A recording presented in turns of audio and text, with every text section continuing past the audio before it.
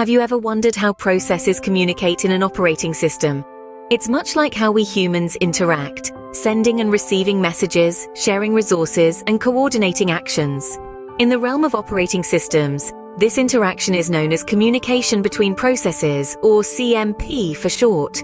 At its core, CMP is the lifeblood of an operating system, enabling processes to coordinate their actions, synchronize their tasks, and exchange data.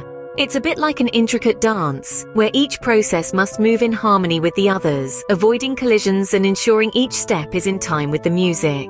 CMP is achieved through what is known as inter-process communication, or IPC. These are the mechanisms that allow the dance of processes to take place. But much like different dance styles cater to different music genres, there are various IPC mechanisms suited to different scenarios and requirements within an operating system. Some of these IPC mechanisms include shared memory, message passing, pipes, sockets, message queues, signals, semaphores, and remote procedure calls.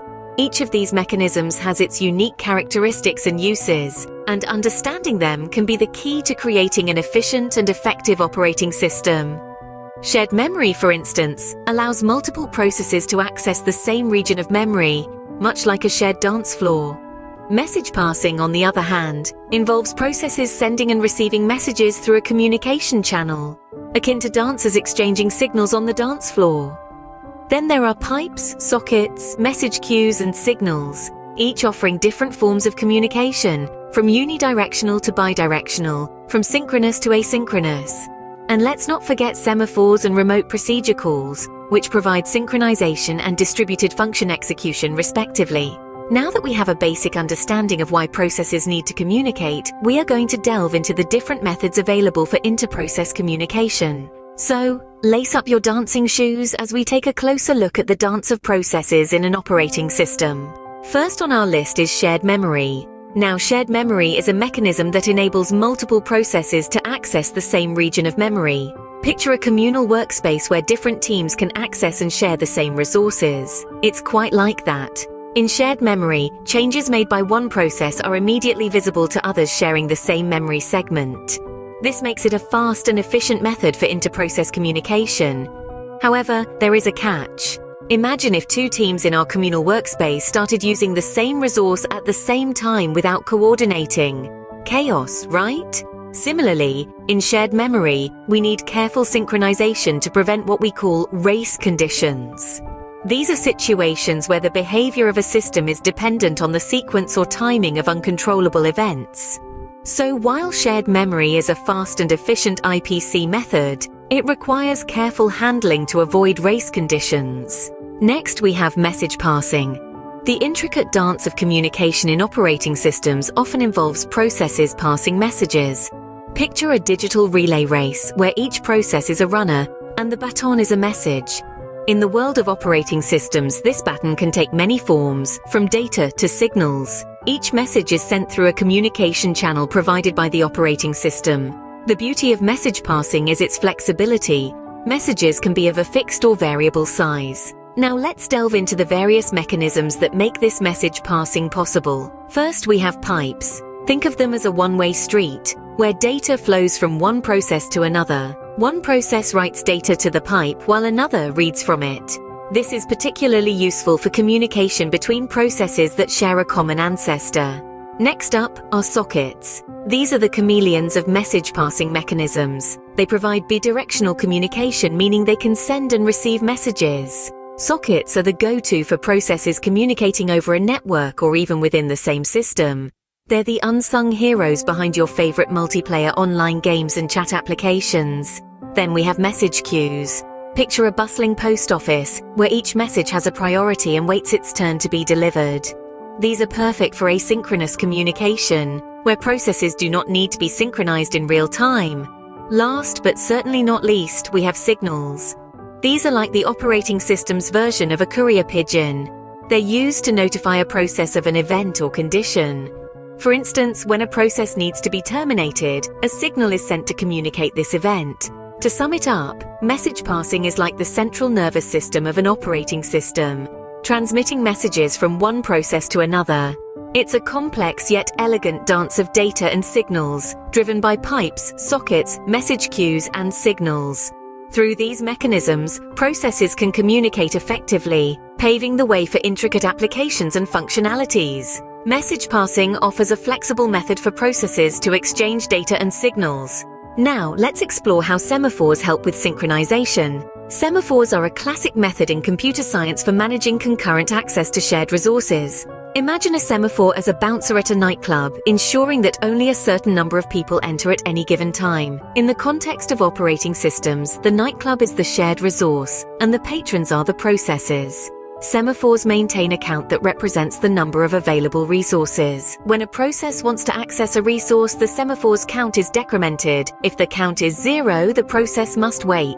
Once a process is done with a resource, the semaphore's count is incremented, indicating the resource is available again. This mechanism helps prevent race conditions, a situation where the behavior of a system depends on the sequence or timing of other uncontrollable events. Therefore, semaphores provide a robust mechanism for controlling access to shared resources and preventing race conditions. Last but not least, we have remote procedure calls, or RPC. This fascinating mechanism is akin to a bit of magic in the world of operating systems. Imagine a process being able to execute a procedure or a function in another process, as if it were a local function call. That's precisely what RPC accomplishes. Now let's delve into the details. In essence, RPC is a powerful protocol that allows a procedure running in one address space to cause a procedure in another address space to execute. This other address space could be on the same machine or even across a network on a different machine. The interesting part is the calling procedure does not require knowledge about the underlying details of this communication. This is made possible through a process known as stubbing. The calling procedure interacts with a local procedure, or stub, which handles the communication details. The stub packages up the procedure parameters into a message and sends it to the remote system. There, another stub unpacks the parameters, calls the required procedure, and sends the result back. The local stub then unpacks the result and hands it back to the calling procedure. The beauty of RPC lies in its abstraction. It hides the complexities of inter-process communication, making it appear as though the procedure call is local. This is incredibly advantageous when developing distributed applications, as it simplifies the process tremendously. However, while RPC streamlines the development process, it's important to note that it also introduces additional layers of complexity. These complexities include network latency, potential for partial failure, and the necessity of dealing with data representation differences between different machines. In conclusion, RPC is a powerful tool in the arsenal of inter-process communication mechanisms. It has its challenges, but the abstraction it provides greatly simplifies the process of developing distributed applications. So, while it may seem like magic, it's really just another ingenious method of making complex systems more manageable and efficient. RPC simplifies the process of developing distributed applications by abstracting the details of inter-process communication. So, there we have it, the various methods processes use to communicate in an operating system. We've taken a deep dive into the world of inter-process communication, exploring the different avenues that processes use to coordinate, synchronize, and exchange data. Let's take a moment to recap. We started with shared memory, a method that allows multiple processes to access the same region of memory. It's speedy and efficient, but it demands careful synchronization to prevent race conditions. Next, we moved on to message passing, a method where processes send and receive messages through a communication channel provided by the operating system. We looked at different forms of message passing, such as pipes for unidirectional communication, sockets for bidirectional communication, and message queues for asynchronous communication. We also touched on signals, software interrupts used to notify a process of an event or condition. We then examined semaphores, synchronization primitives that control access to shared resources, helping prevent race conditions. They are particularly handy for implementing mutual exclusion and critical sections. Lastly, we discovered remote procedure calls, or RPCs, which allow a process to execute a function in another process, as if it were a local function call. This mechanism makes developing distributed applications a breeze by abstracting the details of inter-process communication. The appropriate choice of IPC mechanism depends on a variety of factors: Performance, scalability, security, and ease of implementation all come into play. For instance, if speed is of the essence, shared memory may be a good choice. But if you're dealing with distributed applications, RPCs might be more suitable. Understanding these mechanisms equips you to make better decisions when designing and implementing your own software systems. It's been a pleasure guiding you through this journey in the world of operating systems. Until next time, keep exploring and keep learning.